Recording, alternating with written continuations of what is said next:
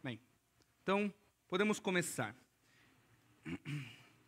Vamos começar com uma oração.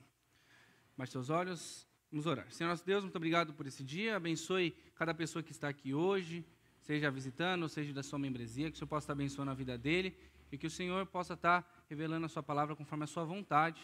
Usa-me com ousadia para trazer a mensagem ao seu povo. Agradeço por todas as bênçãos, agradeço pelos louvores que tenham chegado como um sou suave aos seus pés e também pelo decorrer desse culto. Em nome de Jesus, amém. Bem, foi muita informação, né? Muitos cenários. Acho que a gente conseguiu cumprir nossa ideia de que existe uma confusão muito básica de quando nós falamos de propósito, que tem a ver com o dom ou talento que você identifica que Deus traz para você. Então, seja uma habilidade de tocar um instrumento, porque alguns não conseguem, então esse é o meu propósito, é tocar. Ou pode ser que meu propósito é ganhar almas, então eu sou um evangelista, eu tenho um ministério da palavra. Mas esse semestre nós estudamos muito isso e não é essa a definição. Peguei um significado da palavra propósito e diz assim: é um motivo forte e significativo que impulsiona nossas ações e decisões, dando sentido à vida e direção à nossa vida. Hoje é 1º de dezembro e muitos aqui devem estar pensando aonde vão passar o Natal ou o Ano Novo. Vai ser Chester ou vai ser Peru? Vamos para a praia ou vamos passar na igreja? E aqui nós estamos pensando na nossa vida e daqui a alguns dias, muito provavelmente, vocês vão fazer as metas de 2025. E nós esquecemos, às vezes, que qualquer coisa que nós devemos fazer, assim como diz no nosso versículo tema, abram suas Bíblias, por favor, Colossenses 3, versículo 17.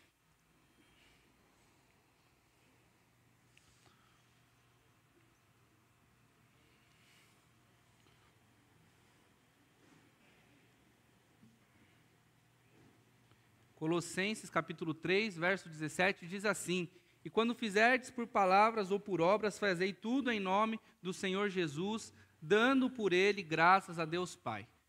Então, a gente está aqui colocando nossas metas, sejam nossas metas de relacionamento, alguns vão casar, sejam mudanças, vou trocar de emprego, começar uma faculdade nova, talvez estou pensando em ter filhos. E às vezes nós esquecemos do principal, o que está guiando essas nossas decisões. Existe uma incógnita que a gente vê de vez em quando na internet, que diz assim: descreva quem você é sem dizer o que você faz. Faça a reflexão. Às vezes você vai perguntar: quem é o Mateus?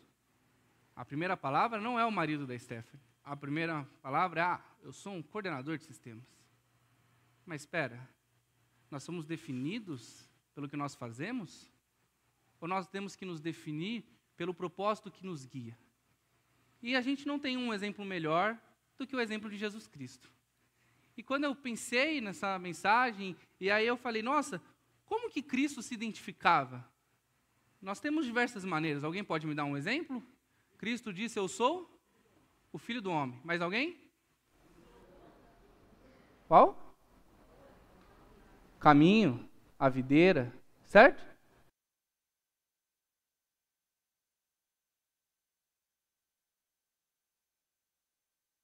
Capítulo 4. É um texto muito conhecido. Deixe marcado Colossenses, nós iremos voltar. João capítulo 4.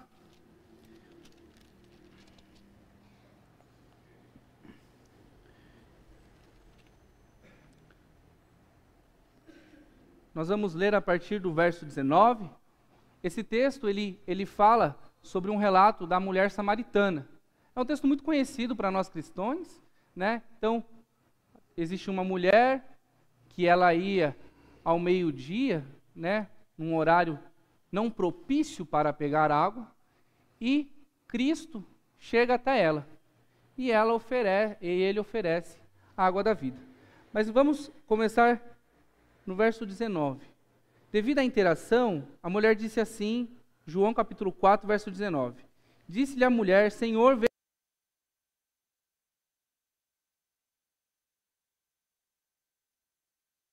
o lugar onde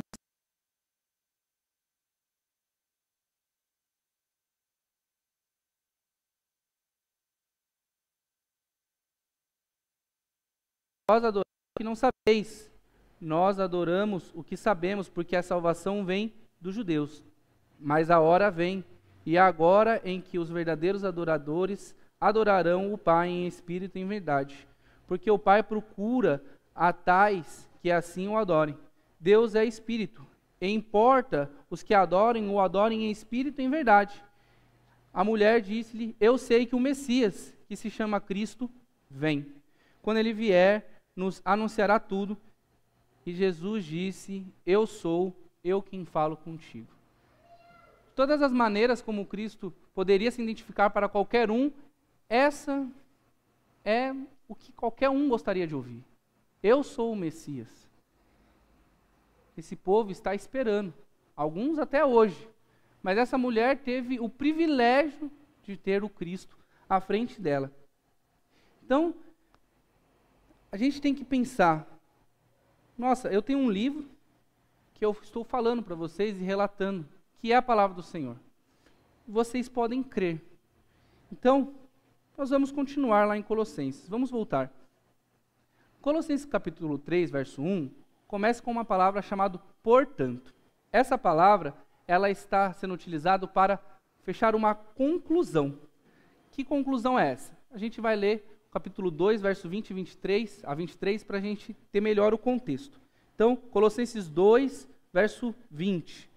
Se, pois, estáis mortos com Cristo quanto aos rudimentos do mundo, por que vos carregam ainda de ordenanças como vivesseis no mundo, tais como, não toques, não proves, não manuseis, as quais todos perecem pelo uso, segundo os preceitos e doutrinas do homem, as quais têm, na verdade, alguma aparência de sabedoria, em devoção voluntária, humildade e em disciplina do corpo, mas não são de valor algum, senão para satisfazer a carne. Nós tivemos aqui alguns relatos práticos do que Paulo está expondo aqui aos Colossos. Que nós estamos vivendo o nosso mundo de acordo com as ações mundanas. Então, eu sou mais cristão porque eu me visto de social. Não, eu não posso ir a tal lugar. Cheia de proibições. Isso não são doutrinas, isso são costumes que podem nos enganar. Filosofias de vida. Ser cristão não é uma filosofia de vida. Não, nós cremos em algo, nós temos um propósito. E nós, com isso, queremos nos restringir, igual nós fazemos em outras religiões? Não. Nossa vida não é guiada pelas nossas restrições. Eu não sou cristão porque eu deixo de fazer algo. Um ímpio pode, por exemplo, não beber. Eu, atualmente, conheço várias pessoas que não bebem por opção. Não existe, não creem que Cristo é o Filho de Deus e eles criam. Então, não toquem, não toco nisso. Ou, não olho para a mulher, não cobiço. E Deus é um Deus justo, Ele mesmo fala que chove sobre o justo e o injusto. Então, se o ímpio cumpre a palavra de Deus, ele também tem benefícios que a palavra traz. Então, continuando no verso 1 de Colossenses 3, portanto, se já ressuscitais com Cristo, buscai as coisas que são de cima, onde Cristo está assentado à destra de Deus. Pensai nas coisas que são de cima, e não nas que são da terra. Porque já estáis mortos, e a vossa vida está escondida com Cristo em Deus. Então, nós temos o apóstolo Paulo dizendo, irmãos, não pensem nas restrições que estão lhe colocando aqui na terra. Ser cristão não é ser uma vida cheia de restrições, aonde eu não posso fazer aquilo, não posso fazer isso. Não. Nós não vivemos assim. Nós não vivemos pelas restrições que nos são impostas. Ao contrário, ele vai colocar que nós devemos pensar nas coisas que estão em cima. Então nós fazemos as boas obras e nós teremos galardões. É nisso que nós cremos. A própria Bíblia diz que não juntais tesouros na terra. Aonde que ele diz? Para pensar no céu. Então, será que nós estamos guiando a nossa vida? Voltemos ao significado de propósito, como que eu disse aqui? Um motivo forte, significativo, que impulsiona nossas ações. Será que as nossas ações esse ano, ou no ano que nós estamos já planejando, estão servindo para o propósito de Deus? Nós estamos guiando a nossa vida com as recompensas divinas? Ou será que nós só estamos considerando que eu quero tocar melhor um baixo? Ou que eu quero melhorar a minha oratória? Bem interessante, né? Uma linguagem muito diferente, né? A minha esposa, para quem não sabe, era de igreja pentecostal. E aí eu falei assim, falei para ela, assim, nossa, Guilherme acertou, né? Porque não tem ninguém melhor para fazer do que uma pessoa que já tinha contato com esses costumes. Mas, perceba, foram surpreendidos. Não é a aparência, e sim o que está no coração da pessoa que vai determinar como ela vai ser julgada. Então, nós vamos continuar agora a partir do verso 4. Quando Cristo, que é a nossa vida, se manifestar, então vos manifestarei com Ele em glória. É isso que nós esperamos, irmãos. E aqui, Paulo tenta tornar as coisas um pouco mais práticas. Vamos a partir do verso 5 até o verso 9. Mortificai, pois, os vossos membros que estão sobre a terra, a fornicação, a impureza, a afeição desordenada, a vil concupiscência e a avareza, que é a idolatria, pelas quais coisas vem a ira de Deus sobre os filhos da desobediência, nos quais também em outro tempo andastes quando viveis nelas.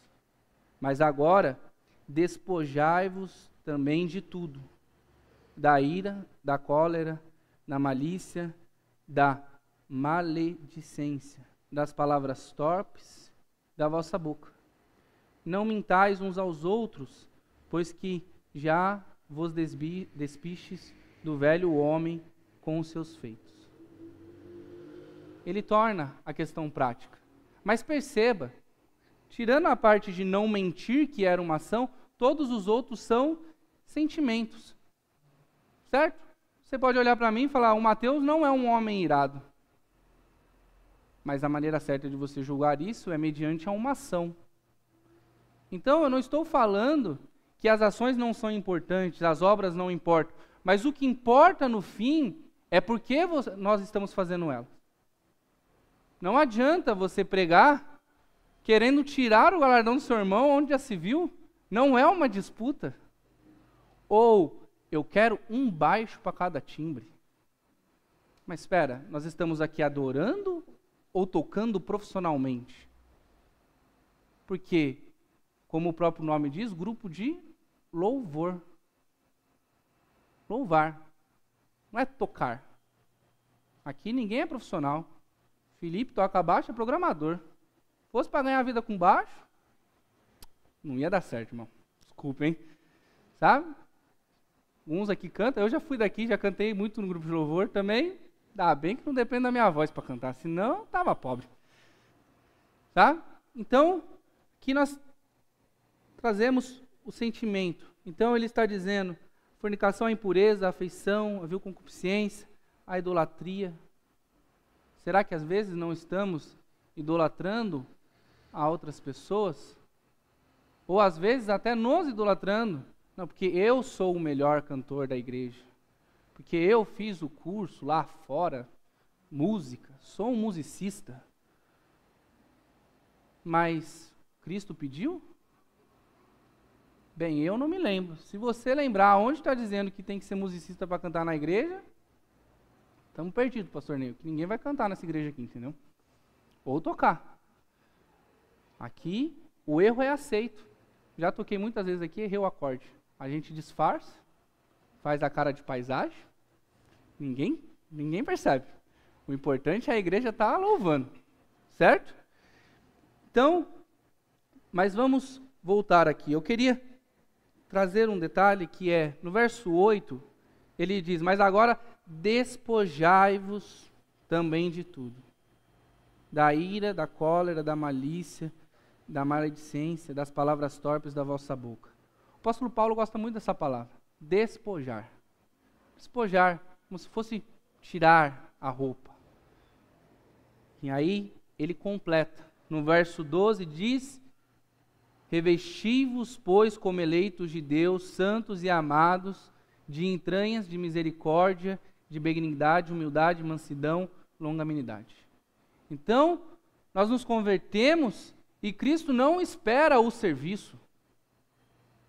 Quando você vira um cristão, não corra. Aqui, ó. Não, você não sou cristão, preciso pregar, tocar, senão eu não estou sendo útil na obra do Senhor. Não estou dizendo que a obra não é importante, irmãos. Nós vamos continuar aqui. Mas não é isso que Cristo pediu.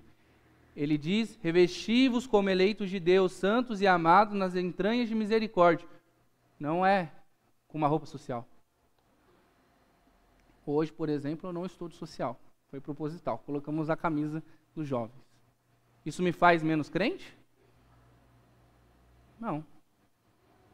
Porque o que importa é o sentimento por trás, é a intenção. Deus olha o nosso coração, irmãos. Às vezes, nós não podemos comprar uma roupa, sabe? Eu lembro que quando eu era criança, como todo filho de cristão, né? Hoje você vai arrumadinho. E botava social, né? E aí eu lembro que a minha mãe falava assim, não, para a igreja nós devemos usar a melhor roupa. Quantas mães já falaram isso aqui para os seus filhos? Olha, a mãe não levantou a mão, mas a filha levantou. Ó, o pai lá levantou. Irmãos, não estão errados. Mas isso não nos faz melhor do que o outro. Porque nem todos têm a condição. E ao contrário, como nós estudamos hoje de manhã, para quem estava hoje na EBD, foi citado a oferta. Né? E como que dizia o texto hoje de manhã? Que alguns esbanjavam dinheiro. Mas a que deu mais foi as 2 moedas. Que matemática doida é essa de Deus? Pera, mas eu tenho que vir com uma camisa de linho ou de seda? Não importa, irmãos. O que importa é, você está vindo com o coração aberto para ouvir a palavra de Deus? Porque também se o Senhor está aqui simplesmente por uma obrigação cultural de que o crente tem que vir para a igreja no domingo, também não está certo. Porque nós devemos estar aqui dispostos a ouvir a palavra. Não adianta, mas o irmão usou uma palavra que eu não usaria no altar. Ele não está de sapato social, botou um tênis, que ousadia. Os irmãos fizeram uma peça, usou gírias. Onde já se viu? Uma roupa de motoqueiro, né, Gui? Isso aí é roupa para andar na chuva, não na igreja. Na igreja, com a Bíblia no braço. Não, irmãos. Não é isso que Deus quer de nós. E é importante ressaltar do verso 11, onde não há grego, nem judeu, circuncisão, nem incircuncisão, bárbaro, cita, servo ou livre. Mas Cristo é tudo em todos. Muito provavelmente aqui, eu, por exemplo, nasci em São Paulo. Minha esposa, Carapicuíba. O pastor Ney é paraibano, né? Não, pernambucano, né? Pernambucano. Origens diferentes. Mas Cristo não olha de onde você nasceu. Ou de quem você é filho. Eu, por exemplo, sou privilegiado. Eu sou a 3ª geração da minha família cristã. E como pastor Ney, eu oro para que não seja a última. Então, nós estamos aqui e Deus está falando, a partir da sua palavra, que Ele não faz a distinção e que Ele está olhando ao seu coração. Então, vamos continuar a partir do verso 13. Suportando-vos uns aos outros e perdoando-vos uns aos outros, se alguém tiver queixa contra outro, assim como Cristo vos perdoou, assim fazei vós também. E sobre tudo isso revesti-vos de amor, que é o vínculo da perfeição, e a paz de Deus, para a qual também foste chamados em um corpo, domine em vossos corações e sede agradecidos. A palavra de Deus habite em vós abundantemente, em toda a sabedoria, ensinando-vos e admoestando-vos uns aos outros, com salmos, hinos e cânticos espirituais, cantando ao Senhor com graça em vosso coração. Isso aqui que nós devemos fazer. Sabe? Esse versículo é muito conhecido entre os cristãos. Suportai-vos. Eu já ouvi esse aqui várias vezes nessa igreja, de tantos irmãos que me suportam. Suportai o Mateus. Mas eles não estão errados. Suportai-vos mesmo. Eu sempre falo assim, ó. Ora para que Deus deixe a gente bem distante um do outro no céu, então. Porque eu vou estar lá com você eternamente. Você vai ter que me aguentar eternamente, irmãos. Sabe? Às vezes nós esquecemos de um versículo muito básico. Para quem aqui já fez o evangelismo, vai conhecer esse versículo até de cor. Vamos lá para Efésios capítulo 2, versículo 8 e 9.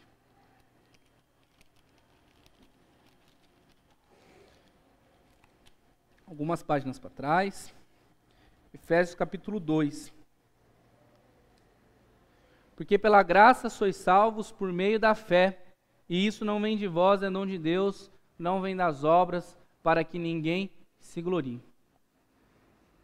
Então, a gente teve aqui uma exposição de pessoas que estavam focados em suas obras. E eu te convido a pensar, no seu ministério, que talvez você participe ou não, porque talvez você não vai muito com a cara de um irmão, e aí por isso você não entra naquele ministério, mas aí você se esqueceu de suportai-vos, admoestai-vos, e é isso que a Bíblia está nos dizendo, que nós possamos viver e nos revestir. Ah, Mateus, mas então você está falando que eu devo vir para a igreja, sentar no banco e ouvir a palavra. Vamos continuar aqui. Verso 10 do capítulo 2 de Efésios, porque somos feituras suas, criados em Cristo Jesus, para as boas obras, as quais Deus preparou para que andássemos nela. Não, irmãos, Deus não está falando que o serviço não é importante, mas que o serviço não é o foco. Ser cristão não é estar na igreja. Cristo fez grandes seus milagres fora do templo. O texto que nós lemos foi num poço, com água. Ele estava ali por um propósito. Cristo veio aqui. Todo o ministério dele e a vida dele estava guiando as ações dele. Então não pensem que o serviço não é importante. Ele é, mas ele não deve ser o foco. Não adianta vir aqui cantar muito bem se isso não for de coração. Se a palavra que você estiver pronunciando com a sua boca não for viva no seu coração. Para quem é mais velho de Vila São José, com certeza já ouviu isso. Tome cuidado com o que você canta. É verdade? Será que nós podemos olhar somente para quando consagramos pessoas? Porque, para quem não sabe, quando nós consagramos, nós examinamos os irmãos que estão sendo separados. Mas será que nós nos analisamos? Será que eu só posso ser analisado pela igreja quando eu quero ter um cargo de liderança? Não, se eu não for pastor, o meu vizinho pode falar mal de mim. Será que é assim que Deus quer que você viva? Eu acredito que não.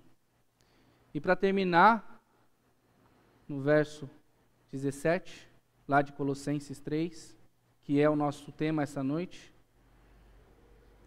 Deixar os irmãos voltarem para lá.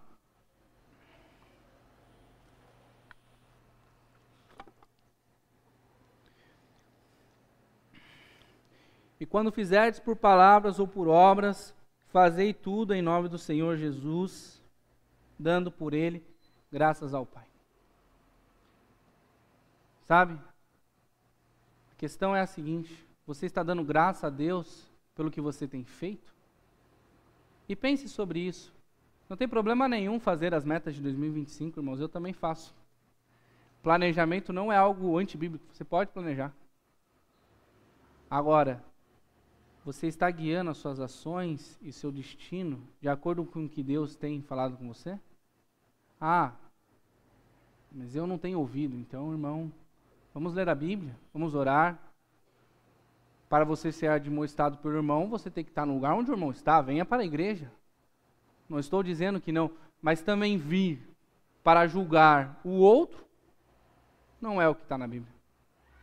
Nós devemos ter um propósito, um motivo. Nós vivemos pelas coisas que estão em cima, irmãos.